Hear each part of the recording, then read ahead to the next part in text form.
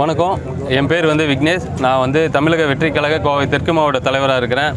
இந்த நாள் ரொம்ப எங்களுக்கு சந்தோஷமான நாள். என்னென்னா, எங்கள் கட்சி அறிவித்த நாள்லேருந்து இன்றைக்கி தான் முறைப்படி தேர்தல் ஆணையத்தால் பதிவு செய்யப்பட்ட கட்சியாக தமிழகத்துக்கு மற்றும் ஒரு கட்சியில் மாற்று கட்சியாக சாதிக்கக்கூடிய கட்சியாக இன்றைக்கி வந்திருக்கு.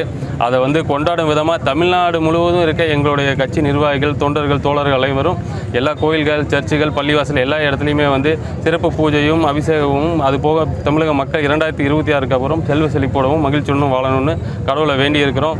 அது மட்டும் இல்லாமல் மாநாடு வரப்போகுது. அந்த மாநாட்டை எப்படி இங்கேருந்து எத்தனை பேர் போகணும், அதுக்கு நிறைய தடங்கல்கள் வருது. அதை எல்லாம் தகர்த்து கட்டாயம் எங்கள் தளபதி அறிவார்.